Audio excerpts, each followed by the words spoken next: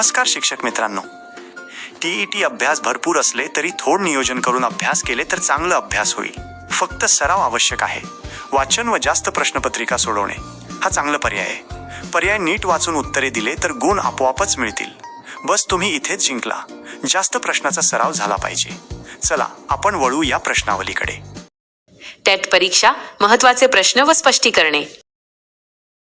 प्रश्न 1. जागतिक ओझोन दिन वर्ल्ड ओझोन डे कोणत्या दिवशी साजरा केला जातो? A. The 5th of June. B. 16 September. C. 22 April. D. The 21st of March. योग्य उत्तर आहे B. सप्टेंबर 16.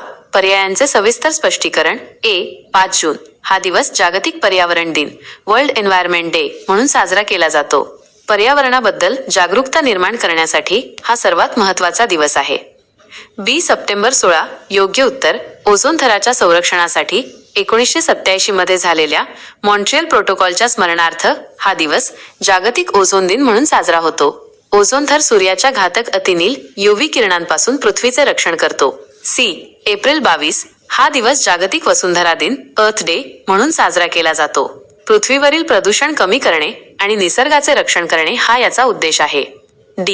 मार्च 21 हा दिवस जागतिक वन दिन वर्ल्ड फॉरेस्ट्री डे म्हणून ओळखला जातो. वनांचे महत्त्व आणि झाडे लावण्याबाबत जागरूकता निर्माण करण्यासाठी हा दिवस साजरा होतो. प्रश्न 2. खालीलपैकी कोणता कांचन या शब्दाचा समानार्थी शब्द नाही? A. कनक. B. सुवर्ण. C. हेम. D. कुमुद. D. कुमुद हा शब्द कांचन या शब्दाचा समानार्थी नाही. सविस्तर स्पष्टीकरण. A. कनक हा सोने या अर्थाचा समानार्थी शब्द आहे. कांचन बरोबर कनक बरोबर सोने. B. सुवर्ण हा देखील कांचन किंवा सोने या शब्दाचा सर्वात प्रचलित समानार्थी शब्द आहे. C. हेम.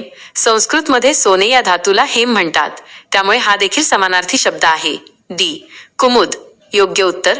कुमुद म्हणजे पांढरे कमळ. याचा सोन्याशी किंवा कांचनशी संबंध नाही. प्रश्न 3. वातावरणातील कोणत्या थरामध्ये सर्व हवामान विषयक बदल उदा. पाऊस, वादळ, ढग घडतात? A. स्थितांबर स्ट्रॅटोस्फिअर. B. तपांबर ट्रॉपोस्फिअर. C. मध्यांबर मेझोस्फिअर. D. बाह्यांबर एक्झोस्फिअर. योग्य उत्तर आहे B. तपांबर ट्रोपोस्फिअर. सविस्तर स्पष्टीकरण. B. तपांबर ट्रोपोस्फिअर हा वातावरणाचा सर्वात खालचा थर आहे. पृथ्वीच्या पृष्ठभागापासून सुमारे 13 ते 18 किलोमीटर पर्यंत हा विस्तारलेला असतो. हवामानातील सर्व बदल जसे की पाऊस, ढग, वादळे, विजांचा कडकडाट याच थरात घडतात. आपण ज्या हवेत श्वास येतो ती याच थरात असते. A. स्थितांबर स्ट्रॅटोस्फिअर. तपांबराच्या वरचा हा थर 50 किलोमीटर पर्यंत असतो. येथे हवा शांत असते म्हणून विमाने याच थरातून प्रवास करतात. याच थरात ओझोनचा थर आढळतो जो अतिनील किरणांपासून रक्षण करतो. C. मध्यांबर मेझोस्फिअर. स्थितांबराच्या वर 80 किलोमीटर पर्यंत हा थर असतो. अवकाशातून येणारे उल्का याच थरात आल्यावर जळून खाक होतात. हे वातावरणातील सर्वात थंड ठिकाण मानले जाते. D. बाह्यांबर एक्झोस्फिअर हा वातावरणाचा सर्वात बाहेरील आणि विरळ थर आहे. या थरातून वायू हळूहळू अंतराळात विलीन होतात. प्रश्न 4. खालीलपैकी कोणता रोग विषाणूमुळे व्हायरस होतो? A. क्षयरोग. TBB कॉलरा पटकी. C. कांजण्या चिकनपॉक्स. D. टायफॉइड विषमज्वर. योग्य उत्तर आहे C. कांजण्या चिकनपॉक्स. सविस्तर स्पष्टीकरण. परीक्षेमध्ये सूक्ष्मजीवांमुळे होणाऱ्या आजारांवर हमखास प्रश्न असतो. A. क्षयरोग. TB हा जीवाणूमुळे बॅक्टेरिया होणारा रोग आहे. मायकोबॅक्टेरियम ट्युबरक्युलोसिस या जीवाणूमुळे हा फुफ्फुसांचा आजार होतो. B. कॉलरा पटकी हा देखील जीवाणूमुळे होणारा रोग आहे. विब्रिओ कोलेरी या जीवाणूमुळे दूषित अन्न आणि पाण्यातून हा पसरतो. C. कांजण्या चिकनपॉक्स. योग्य उत्तर. हा विषाणूमुळे व्हायरस होणारा अत्यंत संसर्गजन्य रोग आहे. हा वेरिसेला जोस्टर या विषाणूमुळे होतो. D. टायफॉइड विषमज्वर हा जीवाणूमुळे होणारा आजार आहे. साल्मोनेला टायफी या जीवाणूमुळे दूषित अन्नातून याची लागण होते. प्रश्न 5. चिपको आंदोलन खालीलपैकी कोणाशी संबंधित आहे? A. व्याघ्र प्रकल्प. Tiger project. B. वृक्षतोड रोखणे ट्री प्रोटेक्शन. C. जल संवर्धन वॉटर कॉन्झर्वेशन. D. वायू प्रदूषण एअर पोल्यूशन.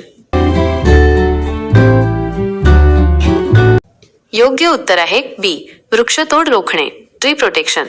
सविस्तर स्पष्टीकरण. चिपको आंदोलन हे भारतातील पर्यावरण रक्षणाच्या इतिहासातील सर्वात महत्त्वाचे आंदोलन मानले जाते. बी वृक्षतोड रोखणे. योग्य उत्तर. 1973 मध्ये उत्तराखंड, तेव्हाचा उत्तर प्रदेश राज्यात हे आंदोलन सुरू झाले. जेव्हा कंत्राटदार झाडे तोडायला यायचे तेव्हा तिथले स्थानिक लोक झाडांना मिठी मारून चिटकून उभे राहायचे, जेणेकरून झाडे तोडता येणार नाहीत. चिपको याचा अर्थ चिटकणे असा होतो. या आंदोलनाचे मुख्य नेते सुंदरलाल बहुगुणा आणि चंडीप्रसाद भट्ट हे होते. ए व्याघ्र प्रकल्प प्रोजेक्ट टायगर. हा प्रकल्प 1973 मध्ये वाघांच्या संरक्षणासाठी भारत सरकारने सुरू केला. याचा चिपको आंदोलनाशी थेट संबंध नाही. प्रश्न 6. आपल्या रक्तातील हेमोग्लोबिन तयार होण्यासाठी खालीलपैकी कोणत्या घटकाची आवश्यकता असते? ए कॅल्शियम, बी लोह, iron, C iodine, D phosphorus. योग्य उत्तर आहे बी लोह, आयरन. सविस्तर स्पष्टीकरण. हा प्रश्न आरोग्याशी संबंधित असून टीट परीक्षेत वारंवार विचारला जातो. बी लोह. योग्य उत्तर. आपल्या रक्तातील लाल पेशींमध्ये हिमोग्लोबिन नावाचे प्रथिन असते. हे हिमोग्लोबिन तयार होण्यासाठी लोह, आयरन या खनिजाची अत्यंत गरज असते. लोह रक्ताद्वारे शरीरातील सर्व अवयवांना ऑक्सिजन पुरवण्याचे काम करते. लोहाच्या कमतरतेमुळे ॲनिमिया, पांडुरोग होतो. ए कॅल्शियम. हे खनिज हाडे आणि दात मजबूत करण्यासाठी आवश्यक असते. तसेच स्नायूंच्या हालचालीसाठी आणि रक्त गोठण्याच्या प्रक्रियेतही याची मदत होते. C iodine. हे खनिज थायरॉइड ग्रंथीच्या कार्यासाठी आवश्यक असते. आयोडीनच्या कमतरतेमुळे गलगंड गोइटर नावाचा आजार होतो. D phosphorus.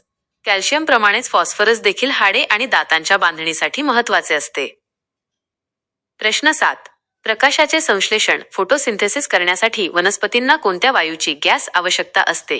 ए nitrogen, B oxygen, C carbon dioxide, D hydrogen.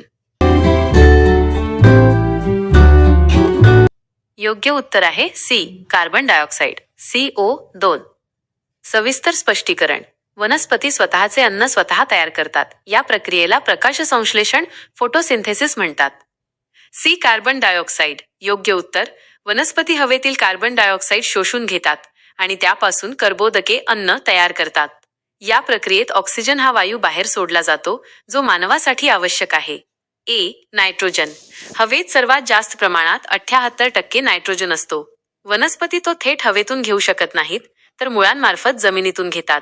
यामुळे वनस्पतींची वाढ आणि प्रथिनांची निर्मिती होते. बी ऑक्सिजन.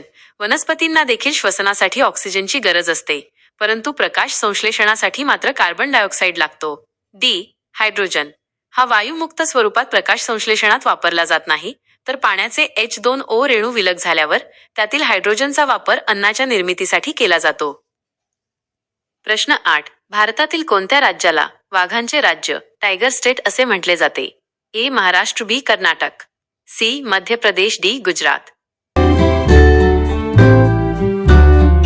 योग्य उत्तर आहे सी मध्य प्रदेश.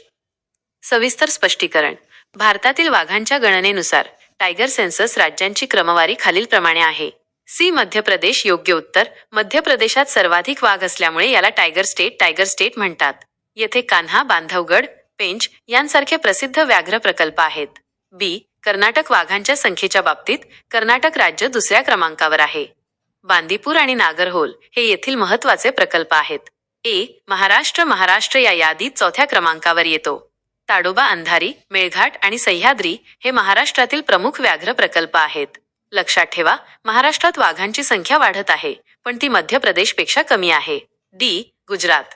गुजरात हे वाघांसाठी नाही तर आशियाई सिंहासाठी एशियाटिक लायन प्रसिद्ध आहे. गीर अभयारण्य हे आशियाई सिंहांचे जगातील एकमेव नैसर्गिक निवासस्थान आहे. प्रश्न 9. पृथ्वीवर गोड्या पाण्याचा फ्रेश वॉटर सर्वात मोठा साठा कोठे आढळतो? ए नद्या आणि तलाव, बी भूगर्भ जल ग्राउंड वॉटर, सी हिमनद्या आणि बर्फाचे डोंगर ग्लेशियर्स, डी समुद्र आणि महासागर. योग्य उत्तर आहे सी हिमनद्या आणि बर्फाचे डोंगर ग्लेशियर्स. सविस्तर स्पष्टीकरण. पृथ्वीवरील पाण्याचे वितरण समजून घेणे खूप महत्त्वाचे आहे. डी समुद्र आणि महासागर. पृथ्वीवरील एकूण पाण्यापैकी 97% पाणी हे समुद्रात आहे, पण ते खारे असल्याने पिण्यायोग्य नाही. सी. हिमनद्या आणि बर्फाचे डोंगर. योग्य उत्तर. पृथ्वीवर जेवढे गोडे पाणी फ्रेश वॉटर उपलब्ध आहे त्यातील सुमारे 68.7% साठा उत्तर आणि दक्षिण ध्रुवांवरील हिमनद्या आणि बर्फाच्या डोंगरांच्या रूपात गोठलेला आहे. हा गोड्या पाण्याचा सर्वात मोठा स्रोत आहे. बी. भूगर्भ जल. Ground water. गोड्या पाण्याचा दुसरा सर्वात मोठा साठा म्हणजे जमिनीखालील पाणी, सुमारे 30%. आपण विहिरी आणि कूपनलिकेद्वारे याच पाण्याचा वापर करतो. ए. नद्या आणि तलाव. आपल्याला वाटते की नद्या सर्वात मोठ्या आहेत, पण प्रत्यक्षात उपलब्ध गोड्या पाण्यापैकी 1% पेक्षाही कमी पाणी नद्या, तलाव आणि वातावरणात बाष्परूपात असते. प्रश्न 10. जागतिक आरोग्य संघटना WHO चे मुख्यालय कोठे आहे? A. New York USA. B. Paris France. C. Geneva Switzerland. D. London UK. योग्य उत्तर आहे सी. Geneva Switzerland. सविस्तर स्पष्टीकरण. सी. Geneva Switzerland. योग्य उत्तर. जागतिक आरोग्य संघटना वर्ल्ड हेल्थ ऑर्गनायझेशन WHO ची स्थापना 7 एप्रिल 1948 रोजी झाली. म्हणूनच 7 एप्रिल हा दिवस जागतिक आरोग्य दिन म्हणून साजरा केला जातो.